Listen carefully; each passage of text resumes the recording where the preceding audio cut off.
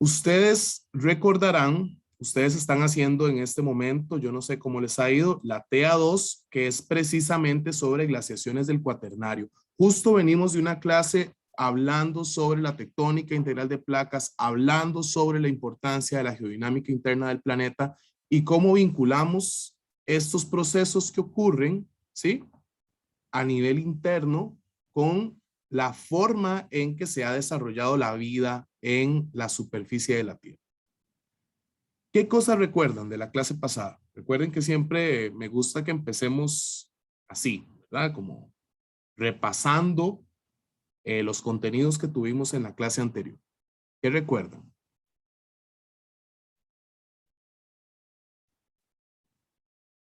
Placas tectónicas, a ver si se acuerdan. Estamos viendo deriva continental, expansión del oceánico. Vamos a ver. Cosas. Las placas no descansaban en la estratosfera. Wow, si descansan en la estratosfera estarían allá arriba, en el cielo. En la astenosfera. Astenosfera, sí, perdón. Estaban los hotspots.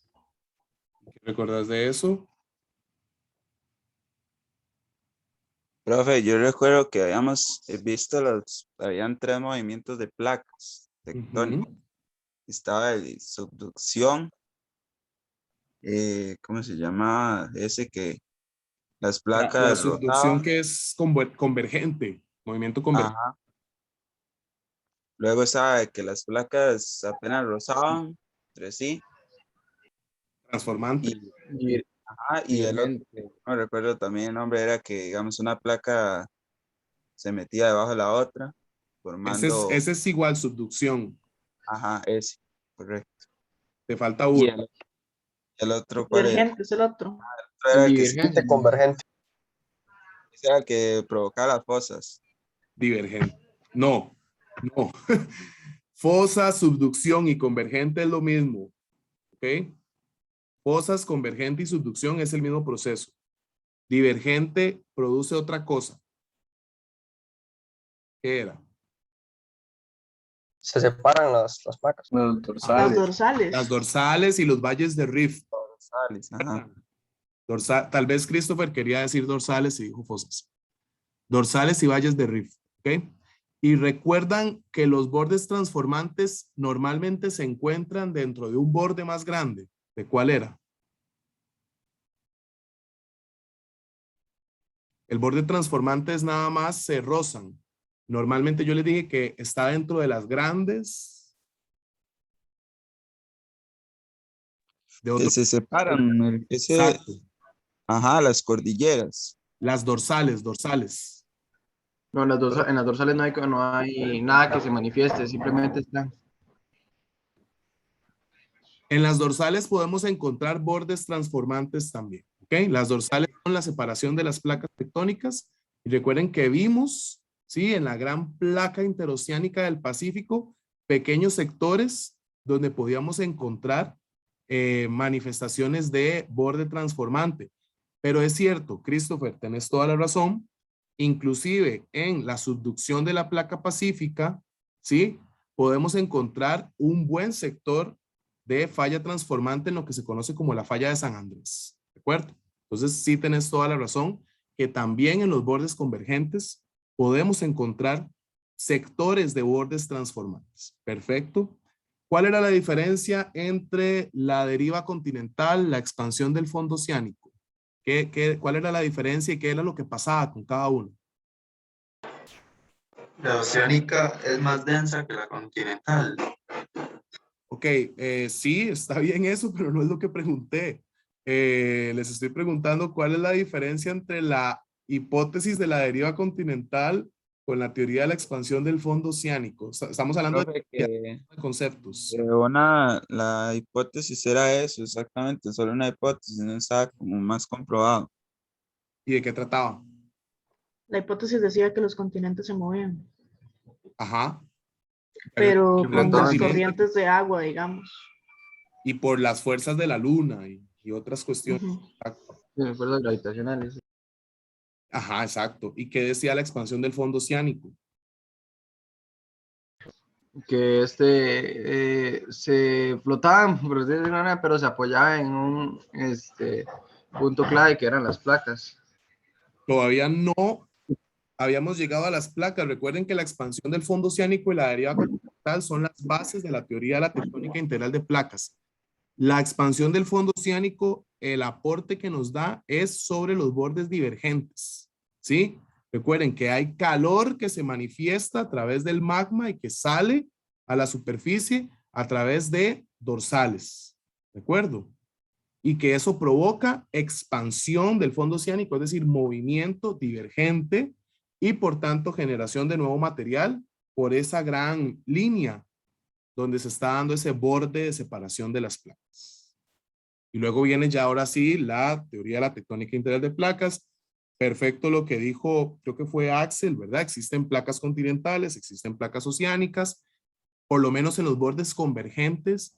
Oceánica con oceánica va a tener una manifestación en el relieve, oceánica con continental va a tener otra manifestación y continental con continental va a tener otra manifestación. ¿Sí? Eso fue como un poco el repaso. Y hablamos que además es importante vincular esto con cómo se ha manifestado y distribuido la vida, porque si partimos que los continentes estuvieron en algún momento juntos, o por lo menos algunos, y se han separado, ¿sí? Y al mismo tiempo han surgido continentes nuevos o sectores continentales nuevos, eso significa que se han posibilitado las condiciones para que la vida pueda moverse de distintas formas, ya sea a través de puentes nuevos, ya sea a través de separación que distribuye la vida, ¿sí? Como es el caso de África con América del Sur, o también podríamos estar hablando de endemismos donde se separa la vida y queda literalmente aislada, como es el caso de la isla Galápagos y la isla del Coco, ¿sí? Entonces, ¿cómo entendemos la formación del relieve con la manera en que se ha distribuido y se ha dado la vida en el planeta? ¿Ok? Eso fue lo que vimos la semana pasada. Un poco de generalidades sobre geomorfología, geomorfología estructural. ¿De acuerdo? Hoy vamos a ver generalidades sobre otra área de la geografía física, que es la climatología. ¿De acuerdo?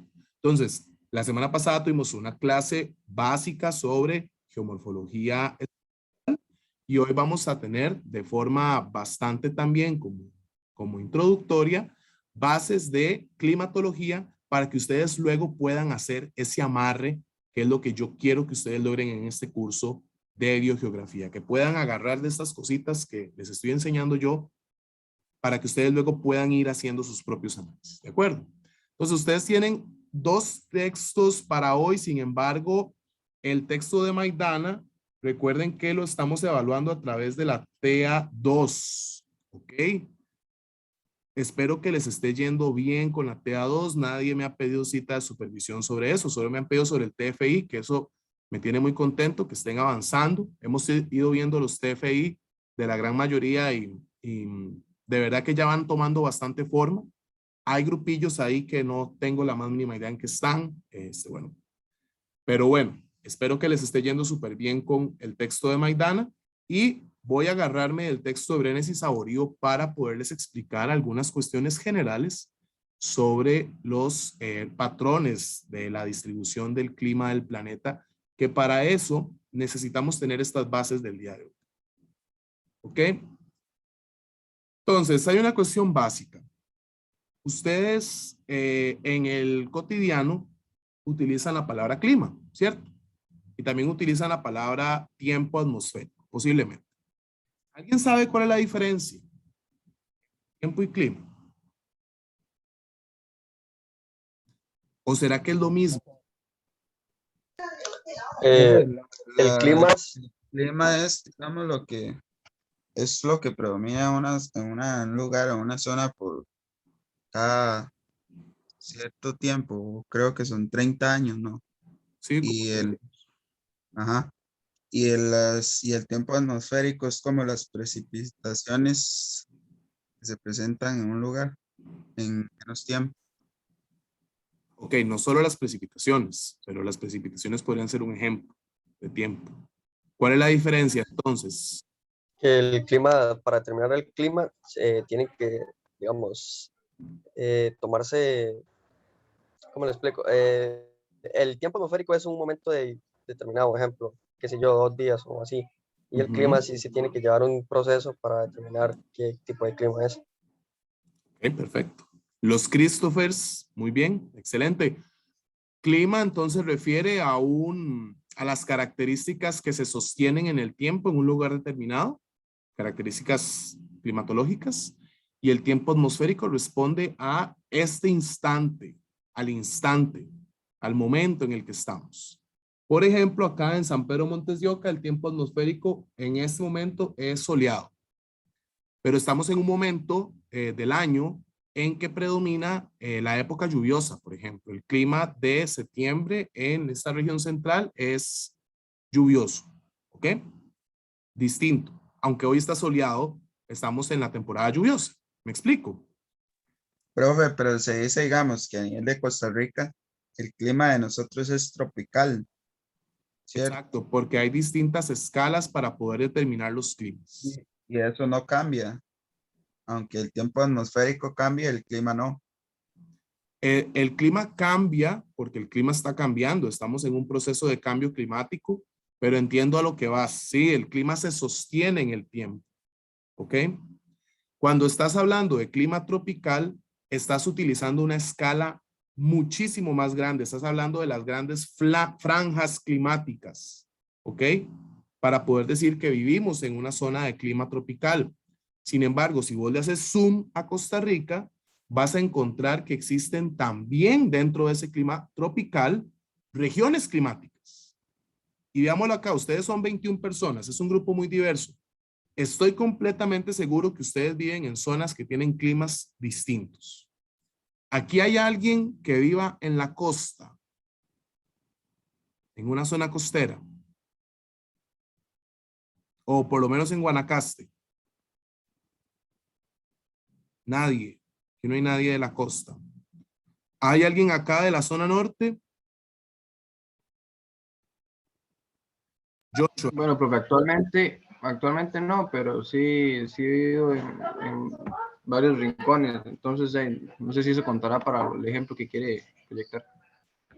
Ok, bueno, sí, está Joshua. Axel, ¿de dónde? Son norte también.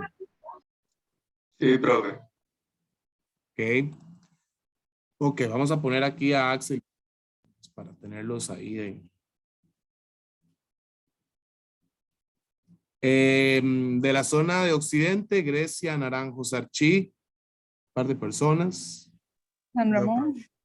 Ok, entonces vamos a poner aquí a Nicole, a Cristina. Ok, ahí ya hay un montón de gente. Y a ver, zona sur. San Vito, Pérez Celedón, Palmar, Ciudad Cortés.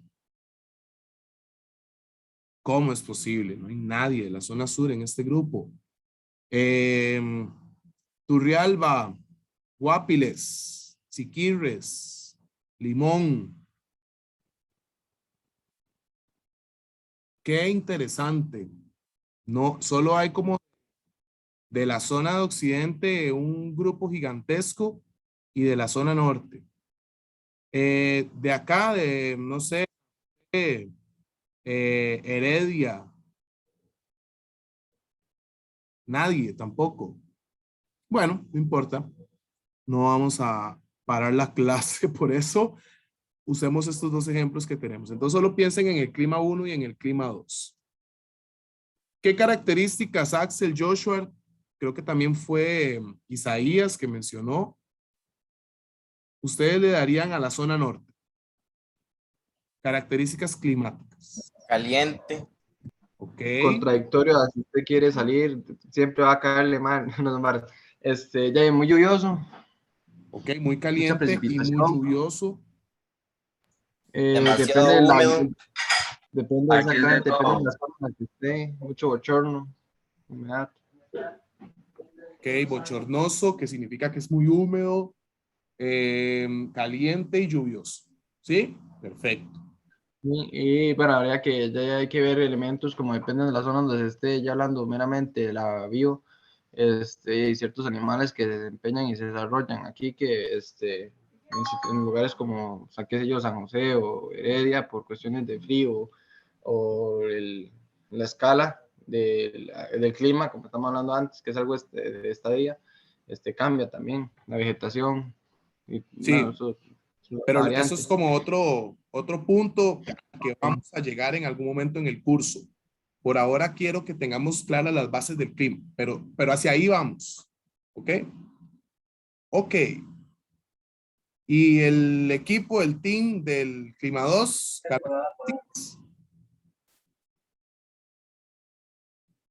características del Clima 2. Bueno, yo me acuerdo antes que San Ramón era muy frío, pero ya eso ha cambiado. Y ahora hace demasiado calor. Sí. Bueno, imagínense ustedes que son mucho más jóvenes que yo recuerdo así, cuando yo empecé a ser profesor en la sede Occidente, San Ramón nublado. Y ahora en San Ramón yo tengo que echarme el bloqueador cuando voy al centro. Sí, Profe, pero yo no sé cuándo cambió, porque yo el año pasado estuve yendo a clases de San Ramón y yo me congelaba en las mañanas. Yo no sé si fue este año o qué. No, ya tiene sus sí, pero por 8 ejemplo, años. a esta hora, bueno, yo me andaba vacunando ahí en el centro y no aguantaba el sol que estaba haciendo porque era demasiado. Sí, que de hecho, por ejemplo, para conocer, digamos, los cambios del clima San Ramón, es muy importante lo que mencionó Isaías antes, porque San Ramón, la nubosidad se le aporta desde lo que se conoce como el paso de Tapesco, ¿verdad? O sea, es decir, una zona de paso de vientos que son las que le aportan nubosidad a la zona. La nubosidad es producto de la humedad que asciende, de la masa de aire que asciende y se condensa y por tanto se genera una nube, ¿no? Pero hay una condición importante que le da la nubosidad, que es la rugosidad. Y la rugosidad es un aspecto propio de la superficie terrestre. La rugosidad se la daba, ¿sí? Principalmente lo que es la vegetación, en este caso de bosque. ¿Okay? Es el bosque uno de los principales elementos, bueno, elementos no lo entiendan como elemento del clima, sino como un componente central, en este caso, para poder comprender la formación de nubosidad que influye directamente en la zona de San Ramón. ¿Qué ha pasado con ese bosque en los últimos 20 años? Ese bosque que está en la zona del Paso de Tapesco, incluso en zona norte. Ese bosque Disminuye. lo han disminuido, ¿sí? Actividades agrícolas principalmente, pero también expansión de la mancha urbana y tal. Eso va a tener implicaciones en términos climáticos, ¿de acuerdo? Eso pensándolo en una cuestión muy local, pero también debemos entender que el clima es parte de un sistema global y por tanto también vamos a vernos afectados por todos los procesos que están ocurriendo a escala global, ¿no? Y estamos ante un inminente proceso de cambio climático. Bueno, a lo que voy es lo siguiente. Nadie me dijo las características del clima occidente. Solo, bueno, Cristina mencionó que antes era muy nublado y ahora es muy caliente. Pero, ¿qué Profe, quiero decir? ¿Profe? y Sí, uno puede, bueno, Nicole. en este momento hace mucho calor y en la mañanita, digamos, y ya en la tarde llueve por el clima, digamos, bueno, por la estación que estamos, digamos. Pero Exacto. depende si hace mucho viento en algunos lugares. Por ejemplo, yo vivo en Piedad Sur y ahí hace mucho viento y hace mucho frío, si se lo quiere llevar él. Entonces, Bueno, supongo pero yo que San Ramón tiene, no sé si está bien el término emplearlo ahí, pero supongo que sí, que tiene como muchos microclimas de este ok, lugar, porque, digamos, no sé, un lugar así como La Paz o no sé, Piedras Norte o así, ahí también hace mucho frío. Es más así como en el centro que es más caliente, supongo sí, no sé, porque está más bajito, digamos. Profe, ahí ok. yo sí comparto el comentario de la compañera, digamos, con respecto al clima 2, porque yo soy de Grecia. aquí pasa exactamente lo mismo. Hay lugares de Grecia, distritos, y que son muy, muy fríos por la altura. Por ejemplo, de aquí es como San Miguel, San Juan, San Luis, Carbonal arriba, todos esos lugares son demasiado fríos. Y lo que sería ya la parte del centro, Puente Piedra, qué sé yo, San Roque, son lugares ya un poco más cálidos. Igual sí hace frío, pero no es como esos lugares que, bueno, de hecho yo viví en San Luis de Grecia y ahí es como vivir en Coronado, todo el día hace frío. Hay un Bueno, yo mirador soy de y Coronado y ya no tampoco, pero sí, sí, ese es el clima. ya no hace tanto frío, profe, en Coronado. Ya no hace Bueno, frío como antes, pero sí. Coronado lo que era muy común, bueno, cuando yo viví por ahí, yo viví cerca de Coronado, iba mucho ahí al centro. Yo viví ahí por la Trinidad de Moravia. Y yo, de ahí, lo que yo veía común ahí era como más que todos los vientos que se venían. Que ese es el Mucho, paso de la palma, exacto. fue puña, y sí era bastante frío, pero de ahí, no sé, tengo el ratillo de no visitar Coronado. Bueno, a ver, sigamos con la clase. Ustedes han dicho algo muy interesante, varias cosas interesantes, pero ojo lo que están mencionando. La gente del clima 1 hablaba de muy lluvioso, pero muy caliente, pero muy bochornoso. La gente del clima 2 también lo menciona, pero de alguna manera quieren decir que es distinto, ajá, al inicio. Ya luego ponen otro componente que es el relieve, ¿no? La orografía como algo que determina ahí también diferencias climáticas. Pero lo cierto es que ustedes, cuando están mencionando características de uno y el otro clima, están hablando de los mismos elementos. Están hablando de precipitación, por ejemplo, estoy dando ejemplos, están hablando de temperatura y están hablando de humedad, por ejemplo. Por lo menos los del clima 1 sí lo mencionaron, los del clima 2 no. La única diferencia es que mencionan que uno es más húmedo, menos húmedo, más caliente, menos caliente, más lluvioso, menos lluvioso, y además el mismo lugar puede serlo más o menos en diferentes momentos del año. ¿Sí? ¿A qué voy con esto? Todos los climas del mundo van a tener siempre una serie de características, ya sea en mayor o menor medida, que se conocen como elementos del clima. El clima 1 va a tener siempre precipitación, aunque tenga cero precipitación en algún momento del año. El clima 2 exactamente igual, ¿sí? Eso es lo que se conoce como elementos del clima. Sin embargo, también existen componentes en el geosistema que van a condicionar las características climáticas y que no siempre están en todos los climas. ¿Ok? Que sería en este caso, por ejemplo, el círculo. Si ustedes ven, el círculo aquí se encuentra en el clima 1 y se encuentra en el clima 2. En el clima 1 solo está el triángulo, aquí no está. Y en el clima 1 también está la carita, que en el clima 2 no está. Por ejemplo, podríamos usar más bien el caso de la orografía como otro elemento más, la montañita, que en el clima 1 nadie lo mencionó y en el clima 2 lo mencionaron varias personas. Es decir, entendemos, Profe, entonces, sí, déjame terminar la idea. bueno, ok.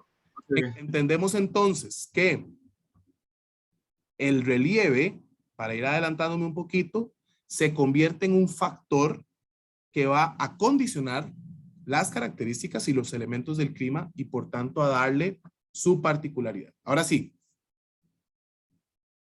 Isaías, adelante. No es que le voy a preguntar, digamos, en algo que definitivamente solo se ve ahí, porque cosas como el relieve es en todo lado y las de diferentes cosas de clima y esas precipitaciones, como ustedes siempre se van a dar con mucho menos intensidad, ¿verdad? Un ejemplo claro, lo tenemos, no sé si aquí en Costa Rica pasa, bueno, en Guanacaste debe ser parecido, el hecho de que pasan meses sin llover, y ya cae un aguacero y otro montón de tiempo sin llover, como los desiertos.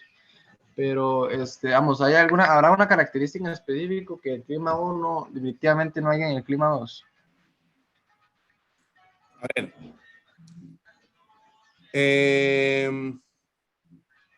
Por ejemplo, en el caso de Guanacaste, ¿verdad? Que estabas mencionando que no llueve o que llueve muy poco. Ahí estamos hablando de también otras características que van a ser de manera más regionales, más amplias, que solo las características propias, digamos, de Guanacaste, ¿sí? Que tiene que ver, por ejemplo, y que eso va a determinar muchísimo el clima de Costa Rica, los vientos alisios, ¿ok? Los vientos alisios, que son anticiclones o sistemas de altas presiones, van a ser determinantes para comprender el clima de Costa Rica. Eso por un lado, ¿ok? Pero al mismo tiempo, ¿sí? Podemos pensar en cuestiones, por ejemplo, para que lo, digamos, ahora con lo que estás diciendo, como de zonas que solamente esa zona le va a determinar. No sé, Tapantí, hay una cuestión de altitud. Cuando digo de relieve, está bien, me corrijo, porque sí, en todo lado hay relieve, pero estoy refiriéndome a orografía, sistemas montañosos, ¿ok? Sistema montañoso, yo sé que en la zona norte hay sistemas montañosos, pero la zona norte podemos entenderla también como grandes zonas llanas, ¿ok? Distinto a la zona de Grecia, por ejemplo, que es el piedemonte del volcán Poás. Me explico, o sea, ahí estamos hablando de condiciones de barlovento y sotavento, que no las vamos a ver en zonas llanas. Ahí no va a haber sotavento y barlovento porque ahí solamente va a pasar el viento en una sola, digamos, no van a haber barreras geográficas que le van a interferir. Por ejemplo, en la zona de Tapantí vamos a tener características como, ¿qué significa esto de ya pasó la charla? Profe, es que como yo me metí tarde, no sé si ya el señor dio la charla o no. No, el señor no dio la charla. Ah, ok. El señor no vino. Ok. Yo me pierdo un poco cuando mandan chats, sinceramente. Tapantí. Entonces, Tapantí, por ejemplo, es la zona más lluviosa del país, ¿sí? Es la zona más lluviosa del país porque ahí influyen una serie de características que le van sumando esas particularidades. Entonces, te lo diría así, Isaías, entendamos las particularidades de los climas como una conjunción de las características compuestas tanto por los elementos y los factores que van a determinar ese clima de ese lugar. Y ese le va a dar la particularidad. ¿Ok? Entre más conozcamos sobre los elementos y los factores de ese lugar, sobre las características, ¿no? Vamos a poder encontrar con mayor precisión esas particularidades de esa zona. ¿Sí? Pero bueno, no me quiero detener aquí tanto, quiero también seguir para poder hacer un repaso grande sobre lo que vamos a hablar el día de hoy. Son 7 elementos, ustedes posiblemente los deben recordar: radiación, temperatura del aire, presión atmosférica, viento, humedad del aire, nubes y precipitación. Cuando digo que los pueden recordar es porque creo yo que se ve en el colegio esto, se tiene que ver en estudios sociales, si no me equivoco. Pero vamos a verlos con más calma el día de hoy para que ustedes los puedan entender, porque esto va a ser determinante para poder comprender la vegetación y la vida del planeta. Entonces vamos a empezar con el orden en el que está. ¿De acuerdo? Empecemos con radiación solar. Bueno, nada más. Factores, solo hay 3. ¿Ok? Los factores son los factores meteorológicos, ¿sí? Es decir, los cuerpos externos al planeta que influyen en él, los factores geográficos, no mentira, los meteorológicos, esos son los astronómicos, ¿verdad? Elementos externos al planeta que influyen en él. Los factores geográficos que tienen que ver como barreras geográficas o océanos que van a generar, sí, características de barrera también. Y los factores meteorológicos significan cuando un elemento del clima se vuelve un factor. Básicamente, y ya se los voy a explicar con más calma. Pero empecemos con los elementos, ¿sí? Para ir en orden. Así en términos como espaciales, se vería entonces la diferenciación entre los elementos y los factores del clima. Radiación solar, temperatura del aire, presión atmosférica, nubes, precipitación, viento y humedad del aire, que suelen algunas veces, algunos de estos utilizarse como sinónimos. ¿Cuáles, por ejemplo, de ahí se utilizan como sinónimos? veces, mal usados. ¿Cuáles creen ustedes? Tiempo y clima. Temperatura del aire con viento también. De los que están en la pizarra. La humedad del aire con las precipitaciones. Precipitaciones con humedad del aire se suele confundir muchísimo. Ujú. Profe, yo no sé si serán diferentes, supongo que sí, pero factores y elementos. Son totalmente diferentes. ¿Sí? Profe, yo lo que dije fue la temperatura del aire se suele confundir con el viento. Interesante. Interesante. O sea, yo sí he visto que la gente confunde temperatura con radiación también. Ok. También se puede confundir mucho humedad del aire con nubes. Ujú. También se puede confundir humedad del aire con viento. Ajá. También se puede confundir presión atmosférica con viento. Porque están relacionados definitivamente, ¿sí? Hay una correlación ahí de todos estos distintos elementos, pero vamos a tratar de ir viendo las particularidades.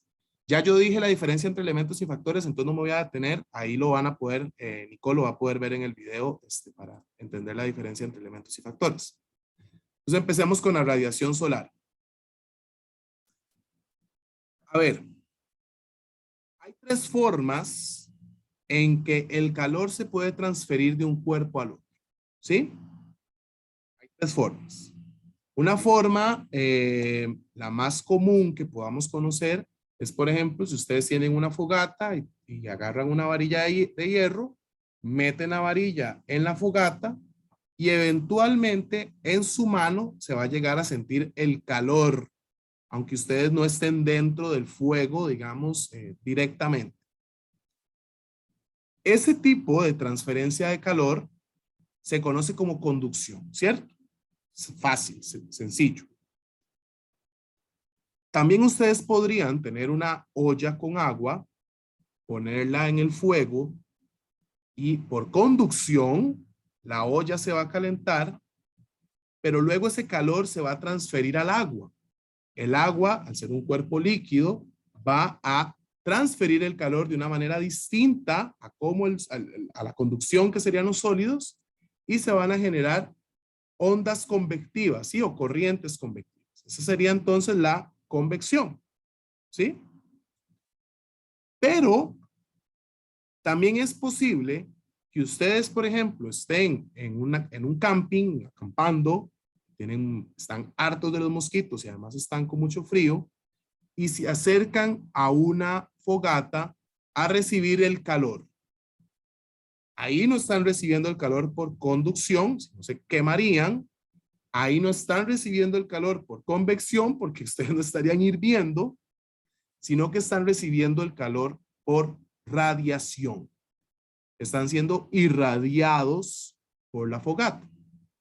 ¿Ok? Que sería básicamente paquetes de energía transportados a través de un medio sin modificarlo. ¿Cuál sería ese medio por el cual ese fuego de la fogata logra llevar paquetes de energía hasta mi cara? ¿Qué hay en medio de mi cara y el fuego? El aire. El espacio. El aire. El aire. ¿Sí? ¿El aire se quema? No. ¿Sí? El aire no se quema. El aire funciona como un vehículo por el cual el calor viaja de un lugar al otro. ¿Sí? Eso es lo que se conoce como radiación. Si lo vemos en las características del planeta, ¿cuál sería el principal cuerpo que irradia calor a la Tierra? El sol. Claramente, ¿verdad? Entonces tenemos que el sol, lo hemos mencionado ya en 3 clases seguidas, el sol se vuelve determinante para poder comprender los procesos, los distintos procesos que ocurren en el planeta. Lo mencionamos en el geosistema como el principal input, lo recordarán. Lo mencionamos en la tectónica integral de placas y que incluso dijimos que el núcleo es como un sol, ¿se acuerdan? Y ahora estamos viendo que el sol es la principal fuente de radiación que recibe nuestro planeta. ¿Ok? Ustedes claramente saben todos los beneficios que genera la radiación solar en el planeta. Sí, en definitiva, si no fuera la radiación solar, la vida en la Tierra ni siquiera podría existir. ¿Ok? Pero también es importante que entendamos que el Sol emite, cuando estamos hablando de radiación, estamos hablando, ¿se acuerdan que les dije de paquetes de calor? Esos paquetes se transportan o se mueven o viajan a través de lo que se conoce como ondas o rayos. Ustedes lo han escuchado de las dos maneras. Sí, han escuchado posiblemente más rayos que ondas, ¿verdad? También se utiliza mucho más. Entonces han escuchado hablar de rayos láser, rayos ultravioleta, han escuchado de rayos de infrarrojo, ¿sí? Han escuchado hablar de distintas de estas formas. ¿Qué han escuchado, por ejemplo, hablar de los rayos ultravioleta, por ejemplo? ¿Qué han escuchado ustedes así en el cotidiano? ¿Qué dicen Profe, los ultravioletas? Sí. son los que hacen daño a la capa de ozono Ok, y producidos por el sol. ok, ok. Son paquetes de mucha radiación, ¿verdad? Distinto, por ejemplo, a la luz visible, que es un paquete que trae menos radiación, es más tolerable para la vida del planeta.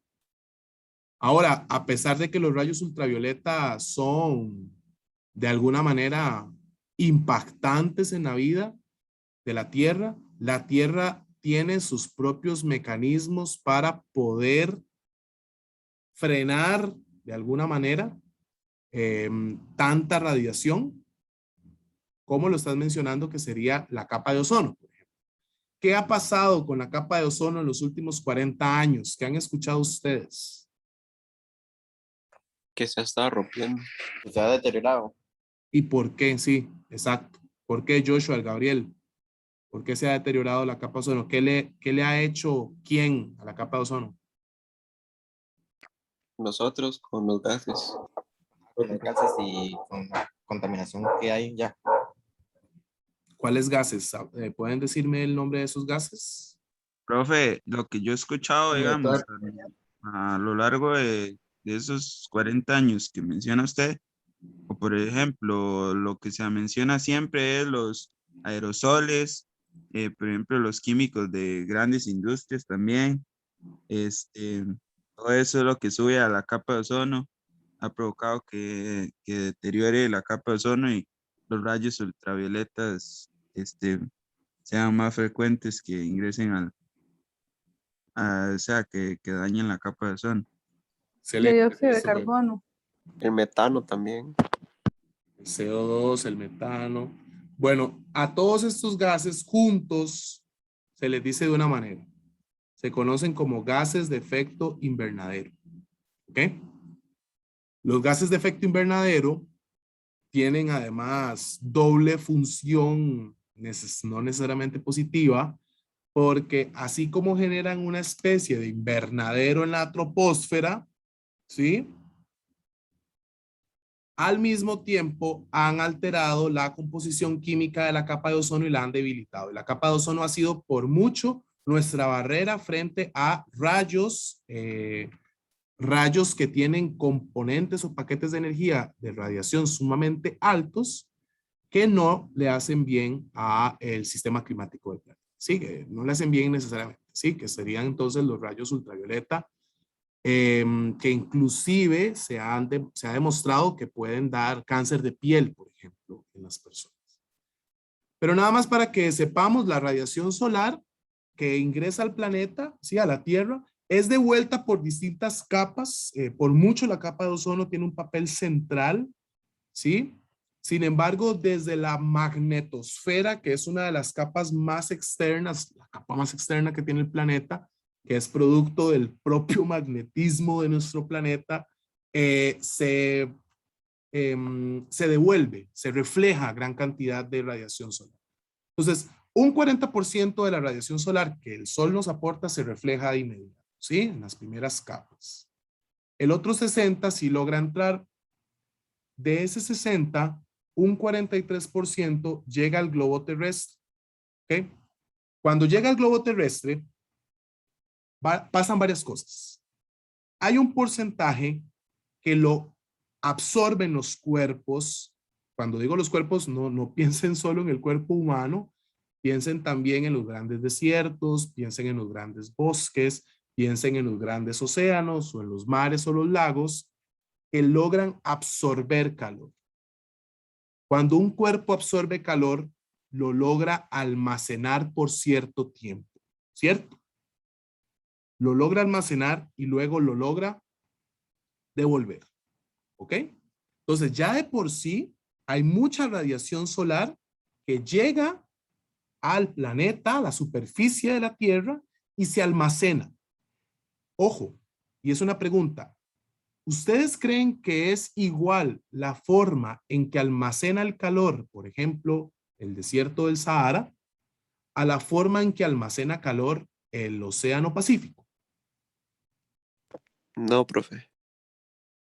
¿Y sabes por qué, Gabriel? Bueno, es que el desierto está un poquito más acostumbrado al calor porque lo podemos notar en su vegetación, en su relieve. En cambio, el Océano Pacífico, al ser un poquito más grande que a lo mejor el desierto del Sahara, absorbe más ese calor, pero eso le hace mucho daño al océano y a los animales que habitan en él. Pero yo siento que el desierto está como más acostumbrado o apto para absorber el calor. Sí, yo no usaría Hay una, los términos que usaste. Sí, Isaías. hay una curiosidad, porque el desierto, de hecho, podemos ver que en las noches eso es una nevera, ¿verdad? Entonces, no sé qué tanto absorbe el calor. Exacto. Sin embargo, por otro lado, el mar, el agua podemos verla o notar como un reflejo. Exacto. Sí, yo no Entonces, hablaría de acostumbrado o no, con eso que está diciendo Isaías, más bien hablaría de la capacidad que tienen los cuerpos para almacenar. Y definitivamente el suelo, ¿sí? Las arenas, la roca, tiene una capacidad mucho menor de almacenar el calor. Entonces, por ejemplo, ya conforme el sol va aportando menos radiación solar en una parte específica del planeta, estamos pensando en el desierto del Sahara, ¿sí? Ya se va haciendo de tarde, de noche, ya no recibe radiación. El poquito tiempo, ¿sí? Que logró almacenar radiación se va acabando y devuelve toda la radiación, ¿sí? Al punto que llegamos a tener, déjame terminar, al punto que llegamos a tener temperaturas extremas en el Sahara, ¿no? Un frío completamente inhumano, ¿no? No podemos ni siquiera evitarlo, eh, precisamente por la poca capacidad de almacenamiento. En cambio, el agua, por eso di el ejemplo del Océano Pacífico, tiene una capacidad de almacenamiento muchísimo más alta y más lenta. Así que en la noche todavía el agua está calentita porque todavía puede almacenar y puede ir liberando. De hecho, hay mucha de la radiación que almacena los océanos, los lagos y los mares que se aporta al sistema climático durante las noches. Ahora sí, Nicole. Que yo diría así, como eso que usted dijo, porque siento yo como que la arena, al ser algo así como más sueltito, supongo yo, sería así como, no sé cómo decirlo, como no está bien, no sé si está bien decirlo, pero sería como un colador que tiene muchos espacios por donde digo yo que como que se puede volver más rápido lo que absorbe de la luz del sol, digamos, de la radiación. En cambio que el agua es como que hace más calor, digamos, va a haber mayor temperatura, porque como se calienta y todo eso, después se evapora. Entonces siento yo como que hay más, no sé, como que es más caliente, entonces como que lo absorbe más la radiación, no sé. A ver, no se compliquen, nada más por hoy, ¿sí? Lo que quiero que les quede claro es que los cuerpos de agua tienen mayor capacidad de almacenamiento de radiación. Eso es lo único que quiero que les quede claro. y que la superficie terrestre, la superficie expuesta, tiene menos capacidad de almacenamiento. Es decir, puede absorber, puede almacenar, pero por muy poco tiempo. Y luego libera. Ahora con lo que dijo, no me acuerdo quién fue que lo dijo, si fue Christopher, pero si la Tierra, por ejemplo, almacena un poquito de radiación, ¿sí?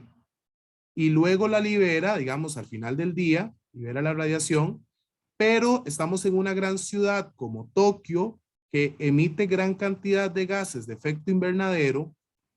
Mucha de esa radiación que es devuelta, ¿qué va a pasar cuando se tope con esa gran nube de gases de efecto invernadero? Cuando se está liberando. ¿Qué va a pasar luego? Quedarse estancada ahí, provocando una problemática. Efecto invernadero. Profe. Exacto, sí. Y aquí es donde viene la pregunta. Ok, no sucede lo mismo cuando viene de allá para acá. De allá para acá. Del sol hacia la tierra. Que no logra pasar, que no logra pasar. Exacto, llega un choque entre radiaciones, por llamarlo de alguna manera, por el hecho de la contaminación, como una termoclina, por decirlo de alguna manera.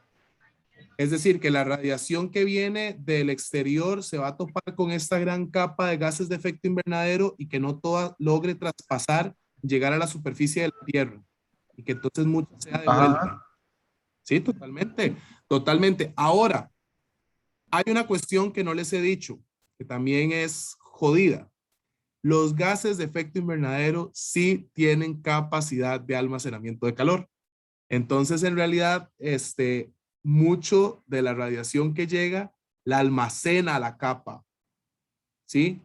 Entonces, en ese sentido, estamos doblemente jodidos porque sí la almacena y la libera abajo. ¿Ok? Los gases de efecto invernadero almacenan radiación solar. El CO2 almacena radiación solar. Los aerosoles. ¿Ok?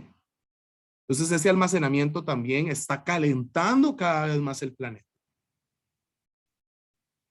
Nada más quiero decir esto porque estamos viendo, sí, el sistema climático, las características físicas del planeta, pero el ser humano forma parte. No podemos ignorarlo. Es un elemento central en el geosistema, ya lo vimos, y por tanto sus aportes van a ser determinantes en las características de todo el geosistema. Entonces nada más hay conceptillos importantes que ustedes deben manejar cuando un cuerpo recibe radiación. Un cuerpo es insolado, ¿sí? Cuando es radiación solar, claramente, un cuerpo es insolado. No quiero decir la insolación de un chiquito metido en la playa y que luego se descompone y se vomita y toda la cosa, que también es insolación, sino me refiero a la insolación per se. ¿Okay? Y hablamos también que la radiación se puede reflejar, ya se los dije, se puede absorber, pero también la radiación se distribuye. Y en ese sentido ahí es importantísima las masas de aire como encargadas de la distribución de la radiación solar del planeta. ¿De acuerdo? Bueno, nada más acá les pregunto, ¿cuál es la razón por la cual la radiación solar se distribuye de forma desigual en la superficie terrestre? Es decir, ustedes ya saben, tenemos acá el planeta, ya mencionamos de la zona tropical, ¿cierto? Tenemos entonces también las latitudes templadas, ¿sí? Que es básicamente de los trópicos hacia los polos, y tenemos las zonas polares. Si nosotros ponemos acá el sol emitiendo radiación solar, la radiación que llega al planeta es distribuida o es recibida de forma desigual. No todo el planeta recibe la misma cantidad de radiación.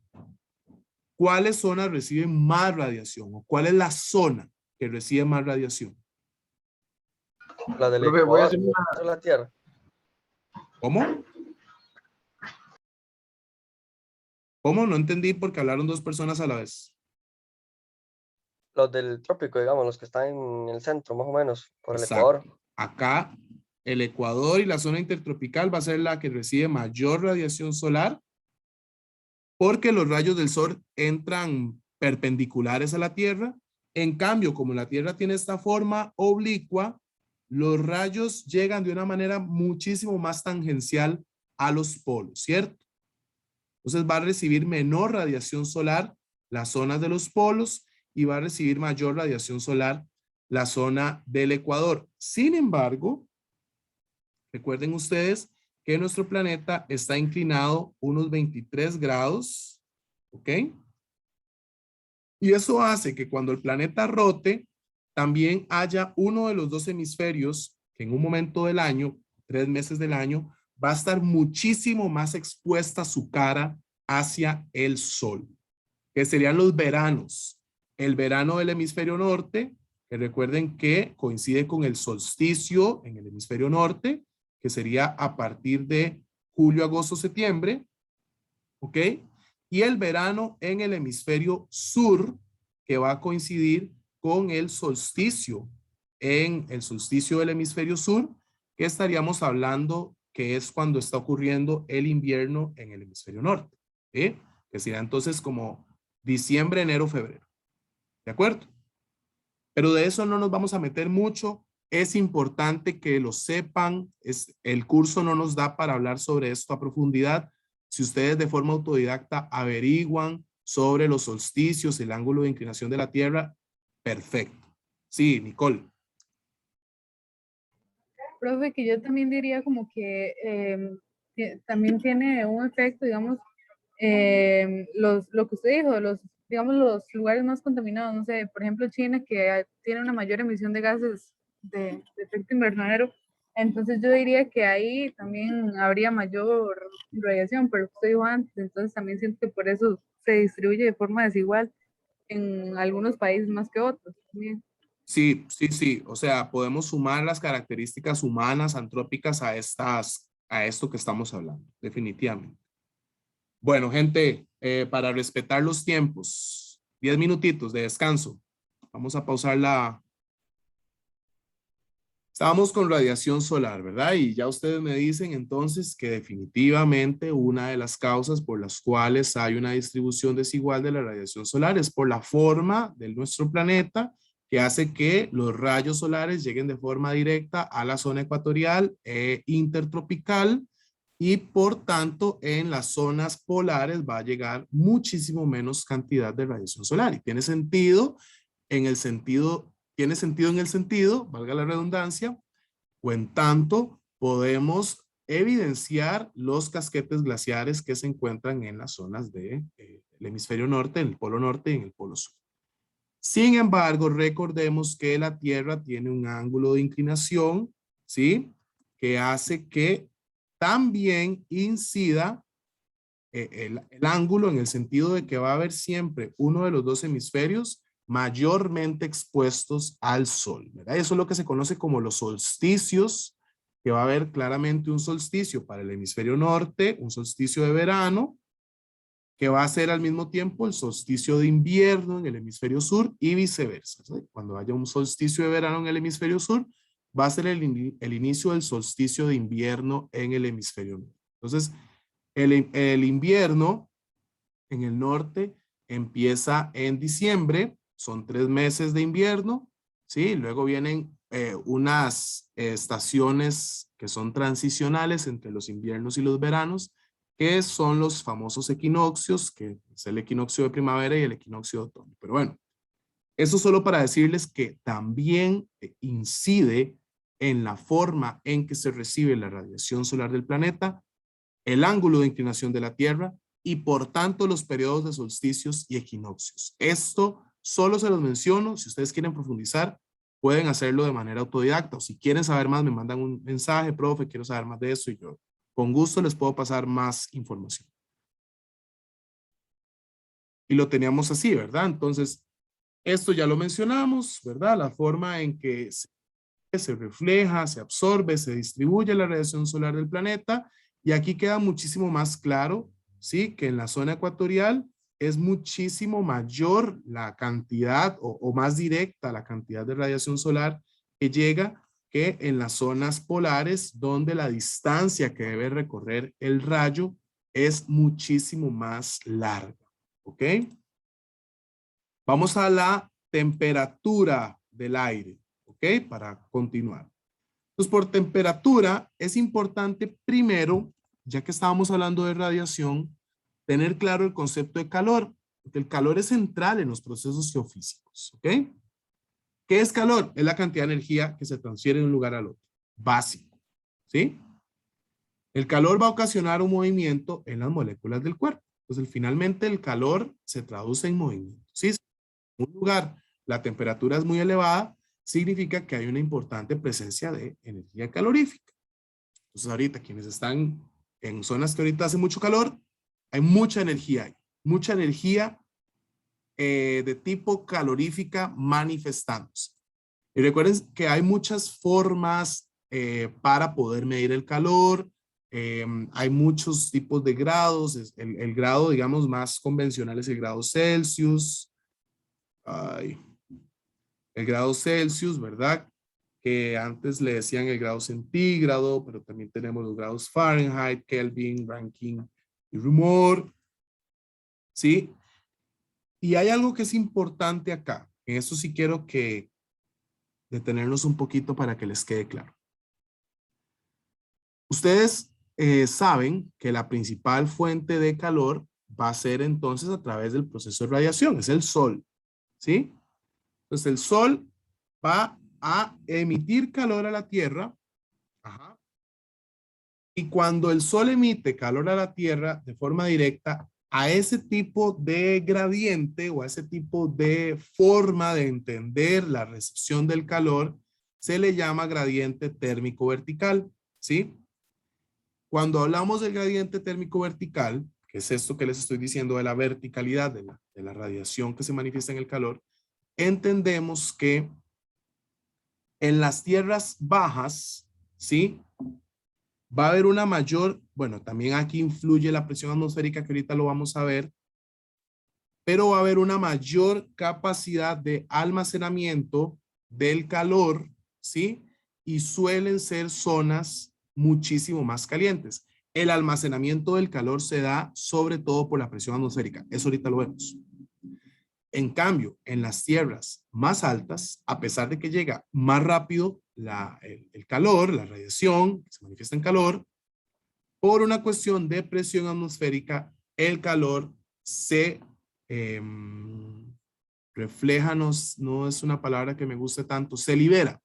El calor es liberado de una forma muchísimo más rápida. Por tanto, son zonas que suelen tener temperaturas muchísimo más bajas. Eso es lo que se conoce como el gradiente térmico vertical. En cambio, el calor no solo se recibe en la vertical, es decir, no es solo como que del cielo cae a la superficie calor. En la horizontal también el calor se va a mover. Pregunta para ustedes, ¿cómo creen que el calor viaja a través de la horizontal en el planeta? ¿Cuál es el vehículo que utiliza el calor para poder viajar de un punto A un punto B? Las corrientes de viento. El viento, profe. El viento, exactamente, exactamente. Entonces ya La empezamos a ver. Bueno, la que tengo yo es el por qué en zonas que tienen un gradiente térmico vertical, digamos que es más alto, muchas veces hay como un hueco en el que es muy caliente, digamos, el aire es muy caliente, mucha radiación, supongo. Es radiación. Digamos, eso que acabas de decir es interesantísimo porque vos estás en el Poás y estás, si no hay nubosidad y estás ahí, te quemas toda la cara por radiación solar, pero métase en una sombra ese mismo día. Aunque se haya quemado la cara, métase en una sombra y va a sentir la temperatura. ¿Cómo va a estar la temperatura? Fría. ¿Lo han notado? Cuando están en los volcanes. Sí, o cuando va uno caminando por la calle con una hora de... Es decir, usted puede recibir calor a través de la radiación solar de forma directa, pero eso no significa que la temperatura del aire sea una temperatura alta, porque estás en una zona alta que por presión atmosférica se libera la radiación de forma muchísimo más rápida. Entonces, el aire está más frío que lo vivís en las zonas altas, montañosas. ¿sí? Y ya tenemos entonces clarísimo que en la horizontal el calor viaja a través de las masas de aire y las masas de aire se mueven gracias al viento. ¿Sí? Perfecto. Y ya empezamos a notar la relación entre distintos elementos del clima. Relación del viento con la temperatura del aire. Vean ustedes qué importante ahí ya la relación. Y antes en el gradiente vertical, relación de la temperatura del aire con la radiación recibida por las diferencias de altitud. Hay algunos conceptos que ustedes los van a encontrar en la lectura de temperatura media diaria, mensual, temperatura media anual, temperaturas extremas, extremas absolutas, que se van a escuchar muchísimo, sobre todo cuando ustedes ven noticias y ven el reporte meteorológico, cuestionado reporte meteorológico siempre, ¿sí? Que utilizan este tipo de conceptos. Yo no me voy a tener acá, pero es importante que ustedes los tengan por ahí, ¿sí? Donde podemos entonces empezar a observar ciertas características, que esto sí es importante que ustedes lo manejen de forma autodidacta, revísenlo, léanlo, si tienen dudas me lo preguntan. ¿Cuáles son estas características de la temperatura media, la temperatura máxima, sí? Cuando hablamos de la máxima es el mayor registro en un periodo de 12 horas, de 24 horas, perdón, ¿sí? Normalmente digamos, las tomas se hacen de las 12 mediodía de un día a las 12 mediodía del otro. Entonces, en ese periodo, la temperatura máxima que se registrara en ese día es lo que se conoce como la máxima. Y la mínima es la que se conoce como mínima. Temperatura máxima suele estar en alrededor de la 1 de la tarde, ¿sí? Normalmente. Y las mínimas suelen estar alrededor de las 5 de la mañana, 5 o 6 de la mañana. Es como precisamente por la capacidad de absorción de la radiación que se manifiesta en calor en la superficie de la Tierra. Nada más algunos valores interesantes acá para la radiación. Ustedes que son mapeadoras y mapeadores, siempre mapean. A ver, hay gente que se apunte a la mapeada. Les voy a dar algunos datos, ustedes me dicen, van a señalar, espero que mapeen bien. Alguien que mapee Chacarita de Punta Arenas. Una persona que mapee Chacarita de Punta Arenas. Otra persona que mapee, o sea, que lo ubique, hay un puntito, el Cerro Chirripó. Bueno, ahí está Christopher mapeando Chacarita. Hágale un puntillo ahí más o menos grande, Christopher. Otra persona que mapee el Chirripó. Otra persona, por favor, que mapee Santa Cruz de Guanacaste. Y una última, el volcán Irazú. Y ayúdenos mapeando eso. Entonces, Santa Cruz de Guanacaste, el volcán Irazú. Gracias, Joshua. Ahí se ve perfecto el Chirripó.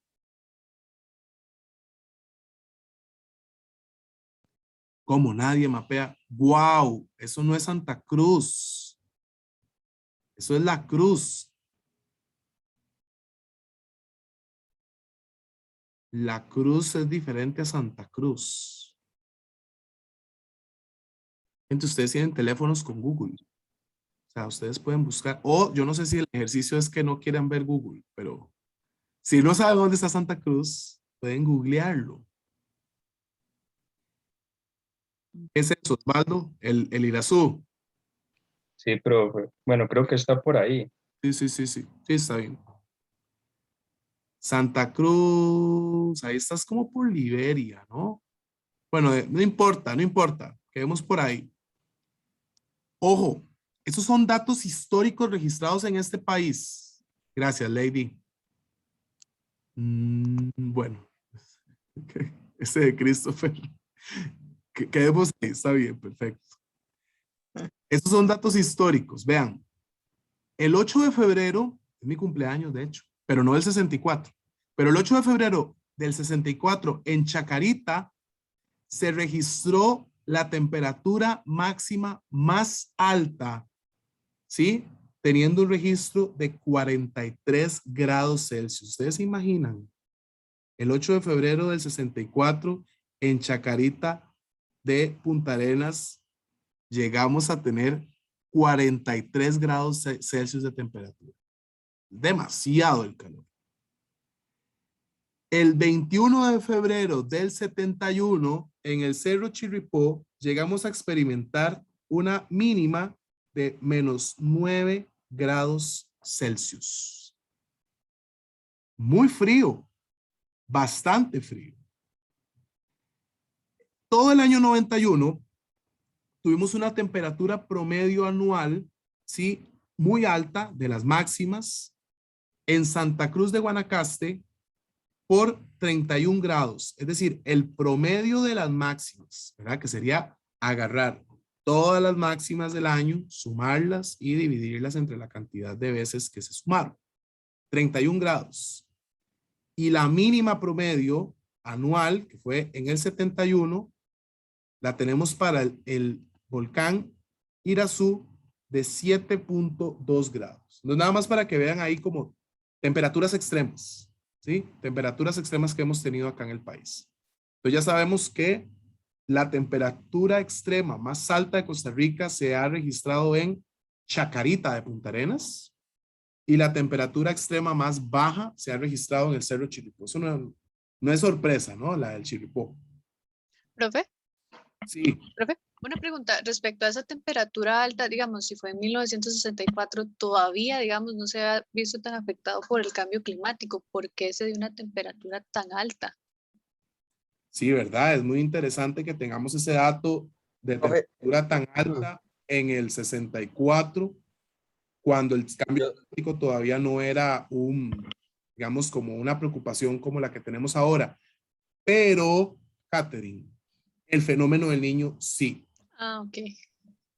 Profe, Y bueno, yo soy recuerden de que Esparza, ¿verdad? Yo soy de Esparza y yo soy de Esparza. Ok. Y cuando uno va, digamos, por ejemplo, a Punta Arenas, tiene que pasar por esos lugares, ¿verdad? Chacarita, Barranca, etcétera. Y de la Puentera para acá, para Esparza, de viaje se siente un cambio increíble. O sea, ahí es como un bochorno y un calor y feísimo, no me gusta. Y el puente para acá, para Esparza, digamos, como ya es más, hay que subir más, entonces sí es más, un poco más fresco.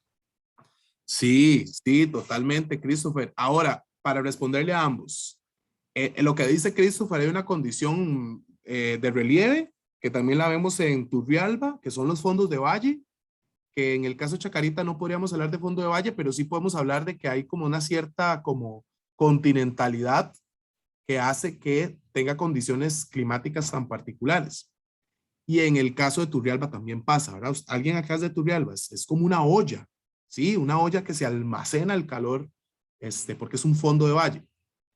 Y recordemos que todo el litoral pacífico de nuestro país se ve expuesto históricamente, eso no tiene nada que ver con cambio climático, bueno, sí tiene que ver, pero es una característica, digamos, propia per se del Océano Pacífico, que es el fenómeno Enos, el niño o la niña. Entonces, Catherine, sí es posible que tengamos un registro, aunque sea el 64, tan alto, porque de por sí el fenómeno Enos va a generar sequías muy prolongadas en el litoral pacífico costarricense. ¿Ok? Ok, listo, profe, gracias. Con gusto. Entonces, cuando hablamos de la diferencia entre las máximas y las mínimas de temperatura, estamos hablando de la oscilación térmica. Ok, esos son conceptos que van a resultarnos bastante importantes cuando estemos estudiando biogeografía ya de fondo, ¿sí? Que es la diferencia máxima y mínima de un día o un mes o un año. Ustedes pueden tener una amplitud térmica diaria, una amplitud térmica mensual, una amplitud térmica anual. ¿Ok? Salimos de temperatura, vamos a presión atmosférica. Este muchacho que vemos acá estaba subiendo un cerro y de repente se empezó a sentir mal. ¿Alguien ha escuchado hablar de eso? De ese fenómeno. Sí, a mami le pasó cuando fuimos al Irazú, creo. No es ¿Qué le por la pasó? falta de oxígeno. Ok, ¿alguien sabe cómo se le conoce a eso?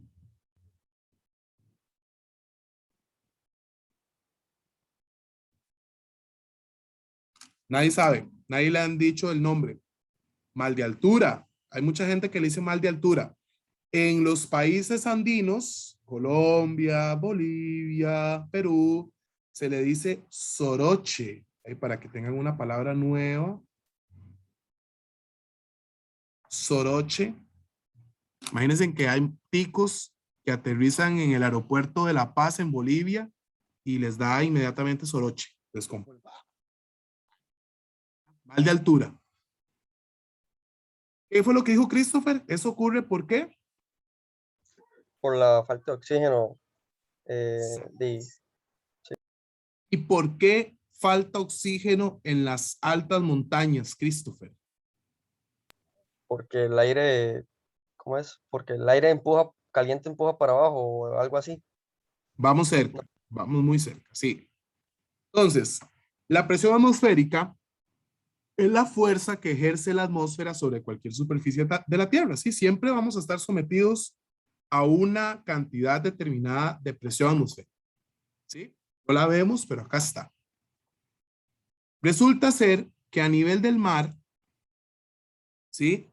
A nivel del mar, piensen entonces en la presión como en un cuerpo tridimensional que está, digamos, pensémoslo casi que desde la tropopausa, ¿verdad? Como los 17 kilómetros en la vertical para abajo, va a ejercer una presión, ¿sí? Y piensen entonces, por ejemplo, eso es a 0 metros sobre el nivel del mar, ¿verdad? La altitud.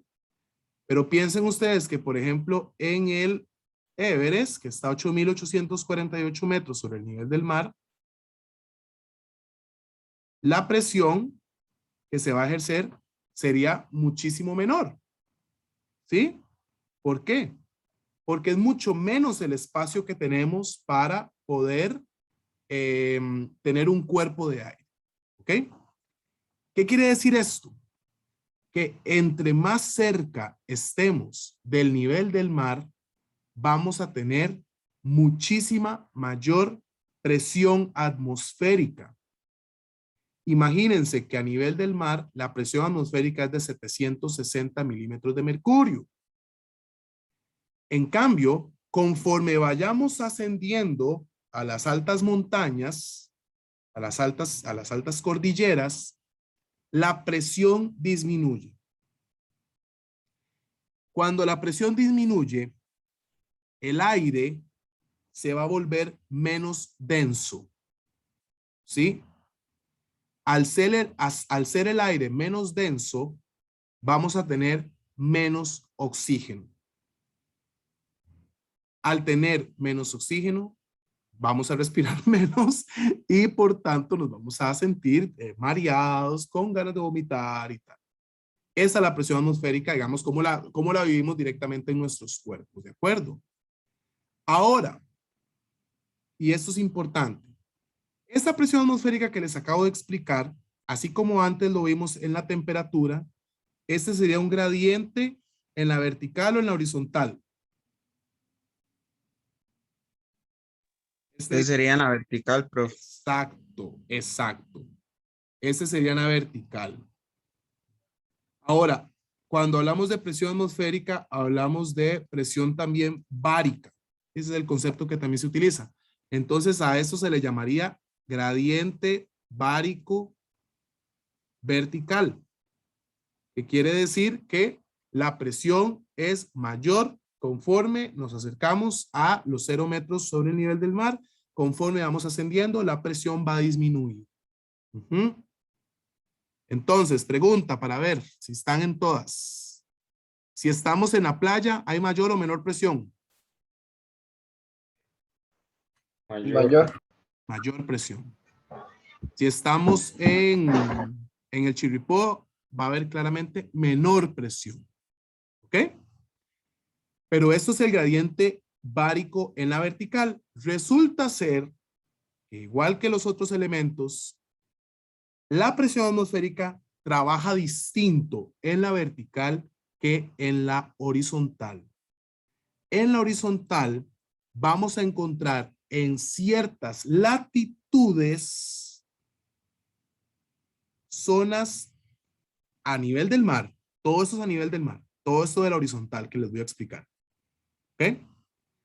En las zonas principalmente subtropicales, es decir, donde se acaba el trópico, que sería el trópico de Cáncer y el trópico de Capricornio, ¿sí? Que los 30 grados norte y los 30 grados sur, centros de altas presiones. Centros de altas presiones. Los centros de altas presiones, ¿ok? Van a ejercer una presión, valga la redundancia, sobre las masas de aire y las van a empujar a moverse. Pero eso todavía, ahorita lo vamos a ver con calma.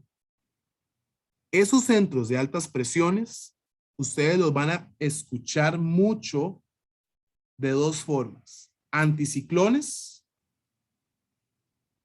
¿sí? Los centros de altas presiones como anticiclones, también los van a escuchar como alisios.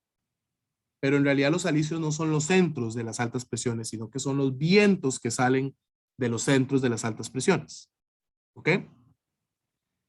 Y van a encontrar zonas principalmente, bueno, sobre todo en la zona ecuatorial, pero también en zonas es decir, sobre las zonas de altas presiones, van a encontrar unas franjas de bajas presiones.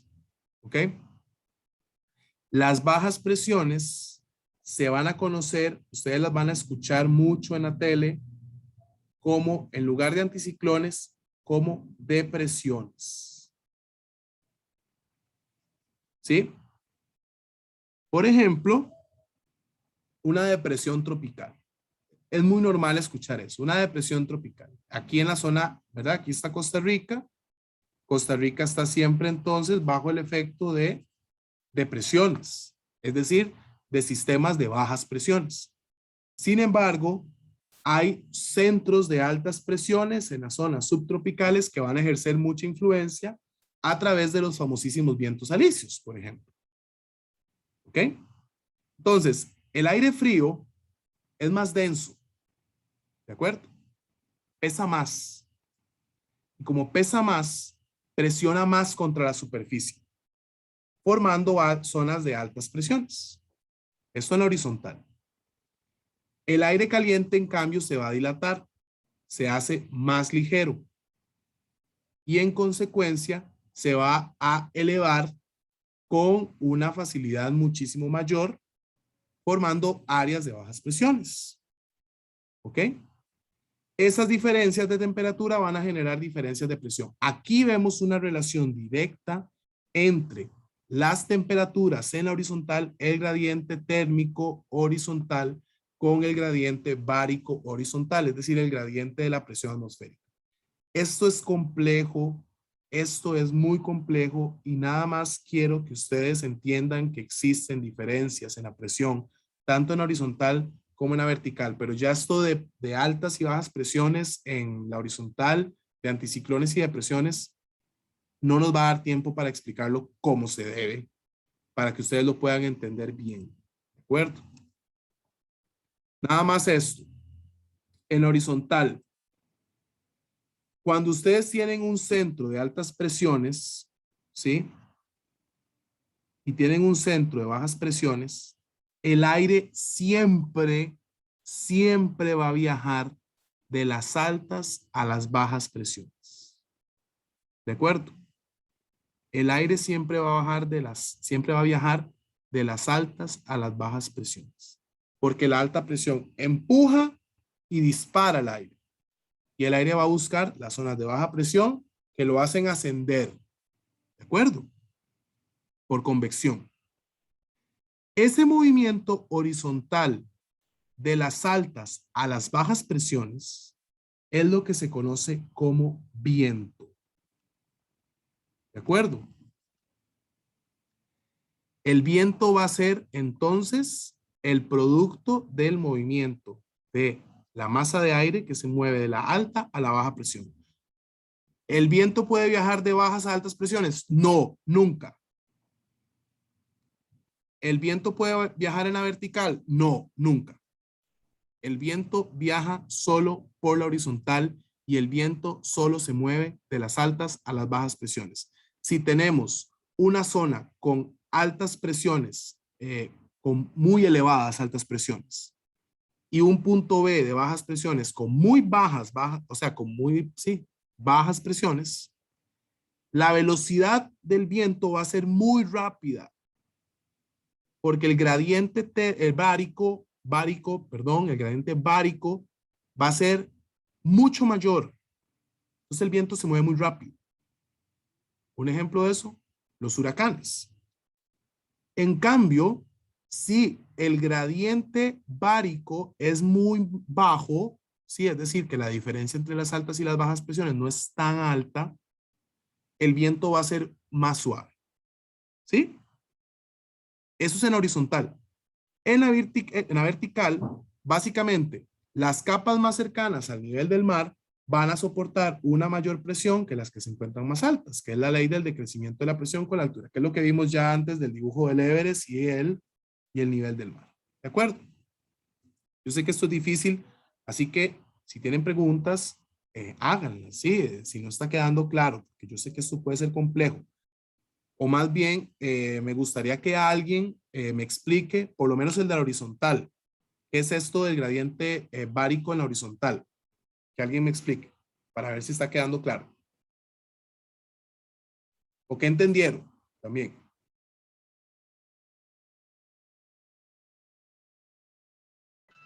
¿Quién? De que la fuerza del horizontal funciona como acción-reacción, buscando la solución del gradiente. Entonces, a la hora que el viento recibe una fuerza, busca su liberación, agarrando para hacer el gradiente más bajo. El viento viaja de las altas a las bajas presiones. ¿Ah? ¿Y dónde se ubican en la horizontal las altas presiones? Y yo les hago esto acá. Los 30 grados. Acá, ¿cierto? Acá se ubican las altas presiones. Sí. Ajá. ¿Y las bajas presiones dónde se ubican normalmente? Acá. Y también tenemos una zona acá donde se ubican las bajas presiones. La principal zona de bajas presiones es la zona ecuatorial. De hecho, ahí está la zona de convergencia intertropical, que es una banda de nubes que ustedes posiblemente siempre han escuchado, que es la causante de muchos sistemas de bajas presiones como tormentas tropicales, depresiones tropicales, huracanes, etcétera, etcétera. ¿Sí? Todo eso que acabo de decir, tormentas, huracanes, son sistemas de bajas presiones. ¿Ok? Véanlo acá.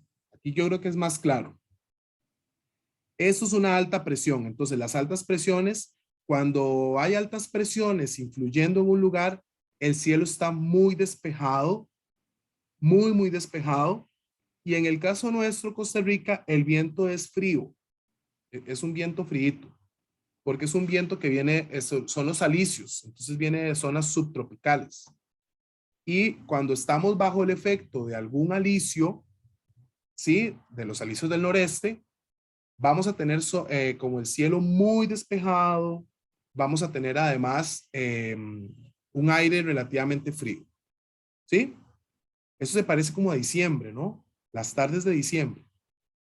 Precisamente en las tardes de diciembre, en diciembre en Costa Rica, hay una mayor influencia del alisio del noreste, ¿sí? Que son las altas presiones que van a generar estas características que les estoy diciendo. Porque la zona de convergencia intertropical, que son las bajas presiones, disminuye hacia la zona del Ecuador y no tenemos tanta injerencia. Ahorita, septiembre, estamos debajo de la zona de convergencia intertropical. La zona de convergencia intertropical son bajas presiones. Entonces, las bajas presiones son mucha humedad, mucha humedad y por tanto, mucha nubosidad y por tanto, mucha precipitación. Pero al mismo tiempo, bajas presiones que van a permitir o sí, generan las condiciones para la formación de sistemas de bajas presiones muchísimo más desarrollados, como lo serían las depresiones, las ondas. El orden sería onda, depresión, tormenta, huracán, ¿verdad? En evolución. Es decir, Una ondita se puede convertir en una depresión se convierte en una tormenta y una tormenta se puede convertir en un huracán puede ser de grado 1, 2, 3, 4 o grado 5. ¿Ok? Un huracán se puede volver a convertir en tormenta, una tormenta se puede volver a convertir en depresión, una depresión se puede volver a convertir en onda. Todo eso, a pesar de que se llama distinto por el grado, el tamaño que va adquiriendo, tiene en común que es un sistema de baja presión. ¿Está claro? ¿Sí? Sí, profe. Sí, súper, súper. Vamos al viento. Pues ya está claro. El viento va a ser el movimiento horizontal de las altas a las bajas presiones, ¿cierto? Eso es el viento. Entonces, acá se los pongo. Viento es todo movimiento horizontal del aire. Los movimientos verticales no se llaman viento. Entonces, digamos, cuando ustedes, aquí está la superficie, hay una nube. Esos movimientos convectivos, cuando el aire asciende, eso no se llama viento. Cuando el aire sube o cuando el aire baja, por las altas o las bajas presiones, eso no se llama viento. El viento solo viaja a través de la horizontal. ¿De acuerdo? Y el viento viaja por las diferencias de presión. El viento viaja siempre ¿de cuáles a cuáles? ¿Viaja el viento? De alta a baja. Exacto. De alta a baja. De alta a baja. ¿Sí? O también podríamos decir de frío a caliente. ¿Sí? Si lo quisieran ver más sencillo. A mayor gradiente de presión, mayor velocidad del viento. ¿Sí? Por ejemplo, un huracán tiene, las presiones son tan bajas, tan bajas, que el aporte de las altas presiones va a generar esas grandes ondas turbulentas, ¿sí? Precisamente por las bajas presiones. Se genera una centrífuga. ¿De acuerdo? El viento viene de la alta presión al huracán. El huracán no está expulsando viento de abajo para arriba. Es más, el huracán chupa viento. De abajo, el aire asciende y por arriba el huracán lo expulsa. Pero el aire que sube no se llama viento, se llama aire que asciende. El viento viene de la alta presión, entra el huracán, el aire asciende y el viento otra vez en horizontal, pero arriba, es expulsado. Así funciona un sistema de bajas presiones complejo como un huracán. ¿De acuerdo? Pues bueno, ustedes saben estas cosas, ¿no? La dirección del viento la da la ruta de donde viene el viento. Entonces, digamos, si yo estoy acá, vamos aquí en horizontal, estoy acá, y el viento viene del noreste, ¿sí? Va hacia el suroeste, el viento se va a llamar viento del noreste. Se llama de la forma o del lugar de donde viene el viento. Y hay toda una nomenclatura para llamar los vientos. Si ustedes le pueden decir, de acuerdo a la velocidad, borrascas temporales, vientos duros, calmas, ¿sí? Hay toda una nomenclatura para hablar sobre las velocidades de los vientos. Y bueno, nada más acá, como para que ustedes lo tengan claro, ¿verdad? Un huracán, los vientos pueden llegar a tener una velocidad de 250 kilómetros por hora. Eso es impresionante. Pero los tornados pueden llegar a tener en su centro una velocidad de 500 kilómetros por hora. O sea, el tornado en cuanto a velocidad del viento es impresionante, ¿verdad? Y ahora cada vez más común que hayan tornados acá en Costa Rica, cuando los tornados eran súper comunes en la zona de Estados Unidos principalmente, ¿verdad? Es la zona como por excelencia de ocurrencia de tornados. Distinto a la zona, por ejemplo, de ocurrencia de huracanes, que es más bien acá donde estamos nosotros, ¿sí? Huracanes y tornados son fenómenos distintos, pero tienen en común que son sistemas de bajas presiones que generan esta forma, ¿verdad? Tubular de ascenso del viento, del aire, perdón. del viento que sube y se convierte en aire. La humedad, yo sé que es una clase muy larga, pero espero terminarla a 10 y 15, que fue más o menos el tiempo que le dimos al profe para que se conectara. Resulta que la humedad es central para lo que vamos a ver en el curso de biogeografía. O sea, también es central todo lo que hemos visto. Pero la humedad es por mucho un elemento importantísimo para el curso de biogeografía. ¿Por qué? ¿Qué es la humedad? La humedad es la cantidad de vapor de agua que hay en la atmósfera.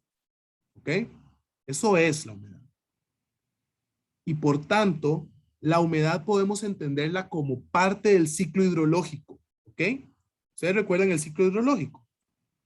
¿Recuerdan que el ciclo hidrológico es ese proceso donde van ocurriendo, de hecho lo podemos entender como la teoría del geosistema, ¿sí? Donde van ocurriendo una serie de relaciones entre distintos elementos y el aire va viajando y se va pues transformando, ¿sí? De forma física en distintos estados, ¿no?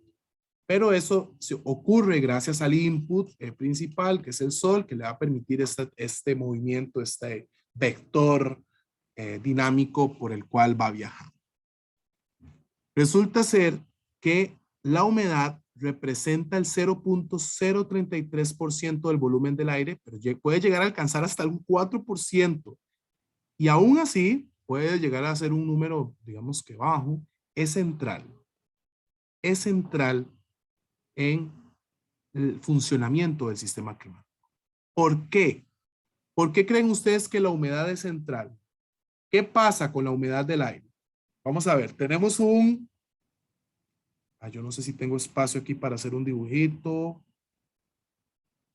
No tengo ningún campo aquí para hacer dibujos. Qué triste. Bueno, vamos a ver. Voy a hacer un dibujo por acá.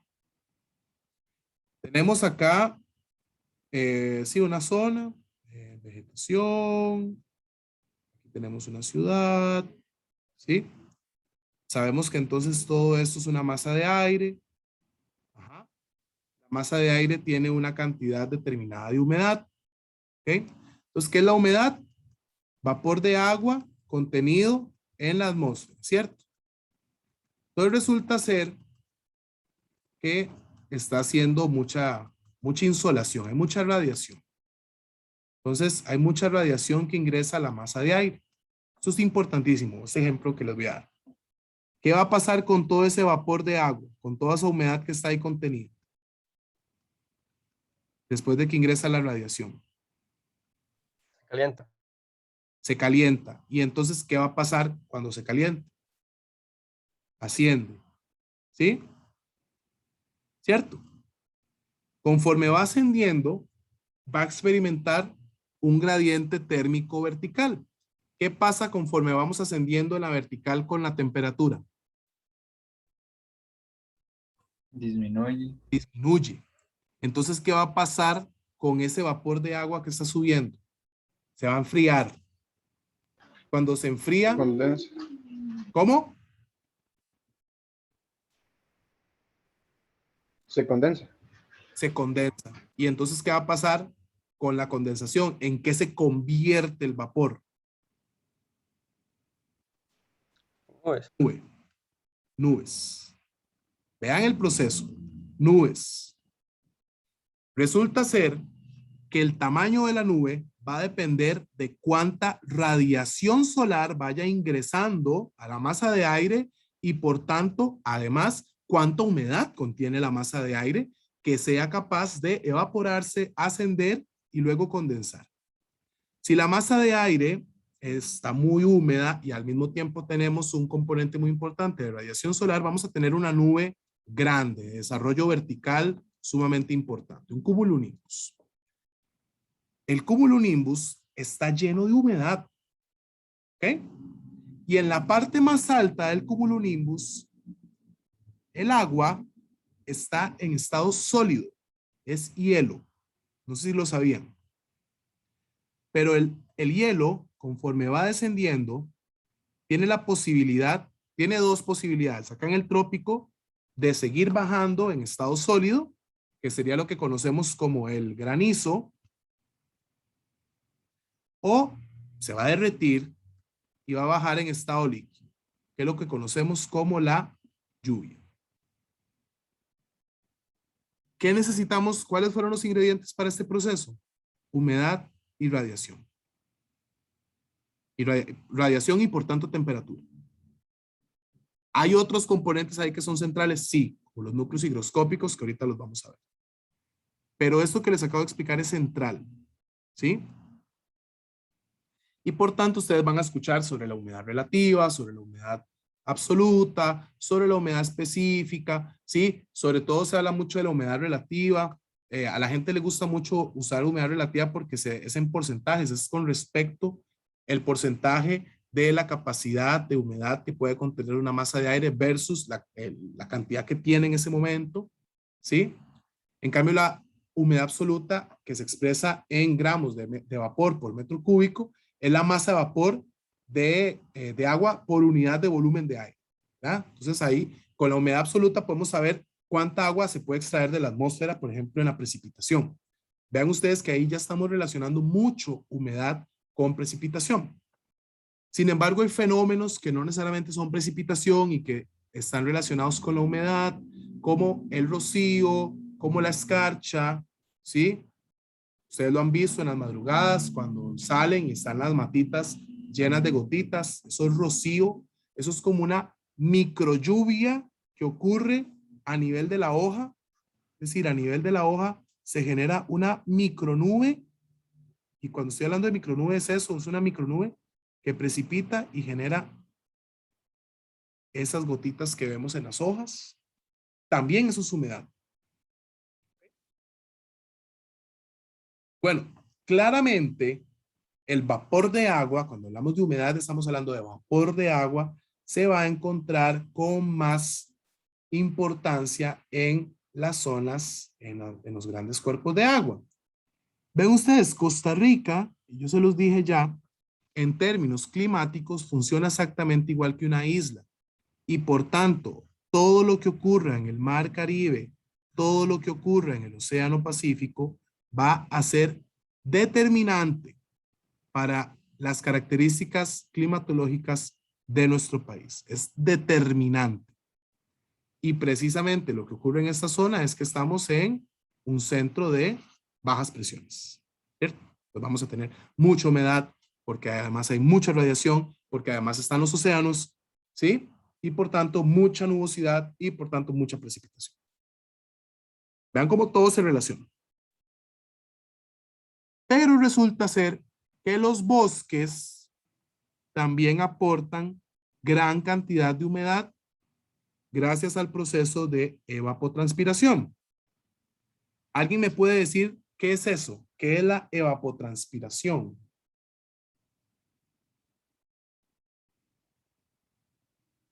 ¿Alguien ha escuchado hablar de la evapotranspiración?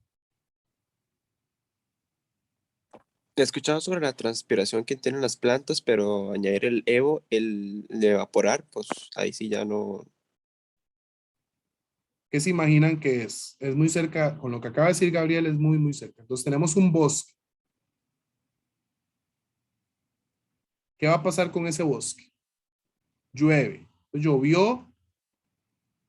¿Qué va a pasar con el bosque? Las plantas absorben, ¿cierto? Absorben agua. Y las plantas, como son un ser carbónico, un ser vivo, el ciclo del carbono es importantísimo, pero al mismo tiempo las plantas emiten un proceso de fotosíntesis, las plantas liberan, ¿sí? Liberan oxígeno, al mismo tiempo las plantas liberan calor. Y las plantas, igual que los seres como nosotros, la fauna, transpiran. Pero la transpiración de las plantas se da a través de un proceso de evaporación. Y eso es lo que se conoce como la evapotranspiración. Por eso los bosques maduros, bosques en equilibrio, a ciertas horas del día, se les puede ver sobre ellos una nubecita propia una nube propia que tiene el bosque, un microclima, gracias a su aporte en el sistema climático con la evapotranspiración. Por eso son importantísimos los bosques, por muchas razones son importantísimos los bosques, pero en las características del sistema climático, por esto, por su aporte en la distribución del vapor de agua del planeta.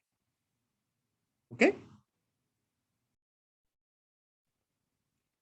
Bueno, ya para irnos acercando al cierre, entonces les decía, ¿verdad? Ya vamos a ver precipitación y vamos a ver nubosidad, pero entendamos que ya aquí empezamos a ver la relación de humedad, precipitación y nubosidad. Son elementos de clima separados, pero que responden a los mismos procesos. Entonces vean ustedes acá, este dibujo no necesariamente es la evapotranspiración, ¿verdad?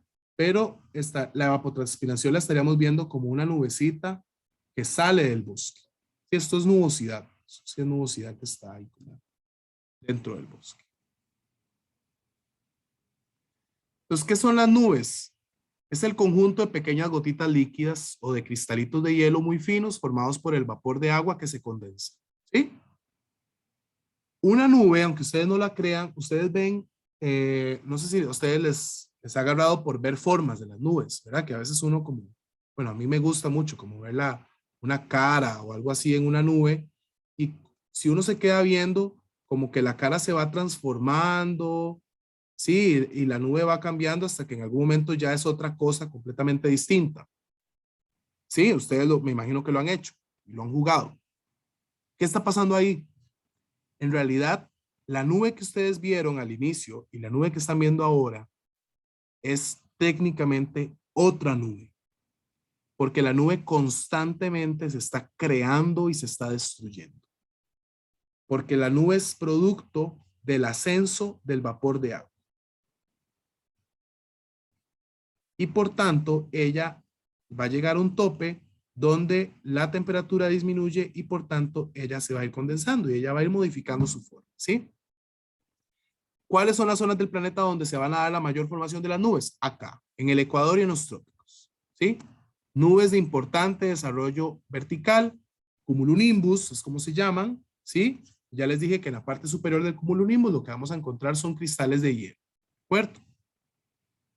Ya ustedes saben por qué es que se dan este tipo de nubes. Cuando ustedes ven un cielo que no tiene nubes, normalmente es un cielo que está afectado por los sistemas de altas presiones, como los alisios, ¿sí? Que van a impedir la formación de nubosidad. Estamos hablando además de que es un cielo, bueno, es una masa de aire con poca humedad, ¿ok? Y al tener poca humedad y posiblemente temperaturas bajas, también eso puede influir, vamos a tener un cielo muy despejado. En cambio, si ustedes, no sé, un día amanece y ven nubes, y sobre todo nubes cumuliformes, que son estas nubes en forma de repollitos, los famosos cúmulos, pero también pueden ser cirrocúmulos, estratocúmulos, ¿ok? Estamos presenciando una atmósfera inestable. Así que es muy normal en esta época del año que amanezca y el día esté muy lindo, bastante despejado, soleado, con ciertos cúmulos que nos indican que ya hay humedad ahí y que conforme vayamos pasando las horas del día, la radiación solar va a ir haciendo que esa humedad ascienda, que la nube se desarrolle de un tamaño muchísimo más importante, y en las tardes vamos a encontrarnos frente a un cumulonimbus, una nube de desarrollo vertical, ¿sí? Que incluso tiene la capacidad de generar tormentas eléctricas y van a precipitar, y un cumulonimbus puede precipitar desde 20 minutos hasta 4 horas. ¿Ok? En ciertas zonas del país, principalmente en zonas llanas, los cumulonimbus se van a desarrollar de forma muy rápida por un proceso que se llama convección, ¿sí? Donde se da el ascenso de la masa de aire de forma bastante acelerada, y incluso podemos llegar a tener una nube de un desarrollo tan importante que se polariza, se magnetiza y va a generar esto que les estoy diciendo de las tormentas eléctricas. Eso es toda una cosa. Y ya terminamos con el último, que es la precipitación. La precipitación es el vapor de agua que ya se condensa, puede ser de forma líquida o sólida y que cae a la superficie. ¿Sí? Resulta ser que no en todo el globo, no en todo el planeta precipita. Hay zonas que nunca ha precipitado o zonas que evidencian que la última precipitación fue hace cientos de años, como el desierto del Atacama en Chile. ¿Sí? Lo cierto es que entre más precipitación ocurra, hay mayor calor latente. Sí, Isaías. Ok. Entre más precipitación ocurra, hay mayor calor latente que se libera a la atmósfera. Eso es importantísimo, porque la gotita de agua tiene la capacidad de almacenar calor. ¿Recuerdan que se los dije? Entonces, cuando precipita y cae el agua, se libera calor. Vean qué importante también este proceso. ¿Sí? Importante, no usar lluvia y precipitación como sinónimos. No, la precipitación puede ser también sólida. Podemos también tener precipitación de tipo sólida. ¿Ok? Como, vamos a ver, como el granizo o como la nieve. ¿Ok? La precipitación líquida sería la llovizna, la lluvia y el aguacero. ¿Verdad? Lo que conocemos como precipitación líquida. Hay muchas formas por las cuales ocurre la lluvia. La lluvia puede ser ya sea por una convección térmica, que es lo que les decía de cuando se calienta la masa de aire y asciende y se forma la nube y llueve. También puede ser porque la masa de aire se encuentra con una montaña, la obliga a ascender y ocurre este proceso de convección, que es lo que pasaría en toda la zona barlovento del Caribe. ¿Okay? Ese sería un tipo de lluvia orográfica o convección orográfica, pero también puede llover porque se encuentra una masa de aire fría con una masa de aire caliente y chocan, que es lo que se conoce como un frente frío. También puede haber un frente cálido. La diferencia entre un frente frío y un frente cálido es quién choca a quién. Pregunta para ver cómo anda la lógica. Si entonces un frente es frío o cálido, de acuerdo a quién choca a quién, en un frente frío, ¿quién choca a quién? ¿La masa de aire fría choca a la cálida o la masa de aire cálida choca a la fría? En un frente frío.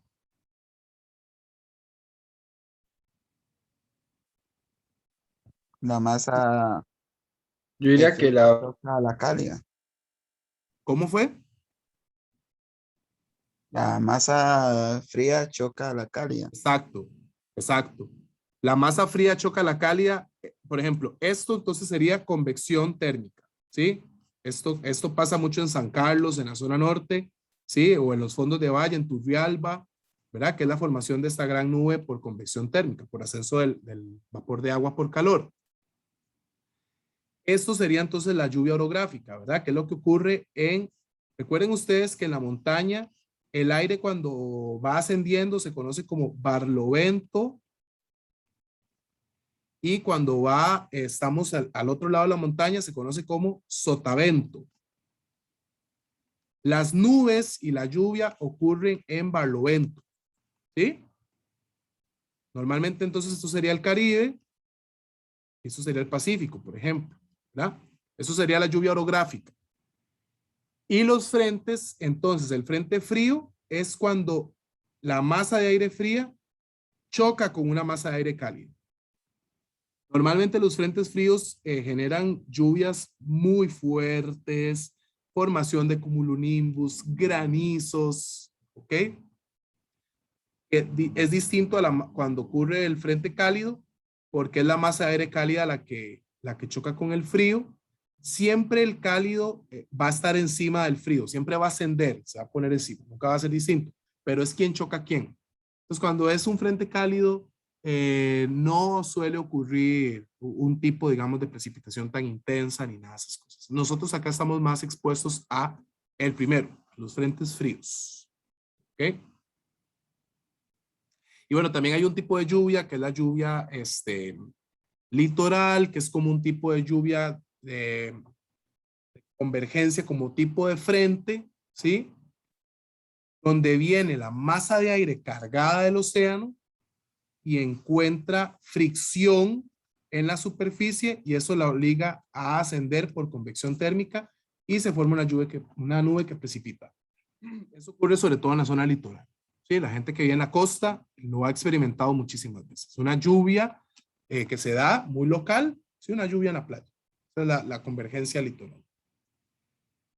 Y ya les dije esto. Y nada más como para cerrar, que la precipitación la podemos caracterizar por la duración, por la intensidad o por la frecuencia, ¿sí? O sea, ustedes pueden decir una lluvia es muy corta, una lluvia es muy larga, está lloviendo cada 10 horas, está lloviendo en las tardes, lluvias cortas, muy intensas o muy suaves, ¿sí? Son como terminologías para poder definir los tipos de precipitaciones. Y vamos a quedar acá, ¿sí? Vamos a dejarlo hasta acá, porque si no se nos hace larguísimo. Yo lo de los factores se los puedo explicar por un video. Entonces voy a detener la grabación acá.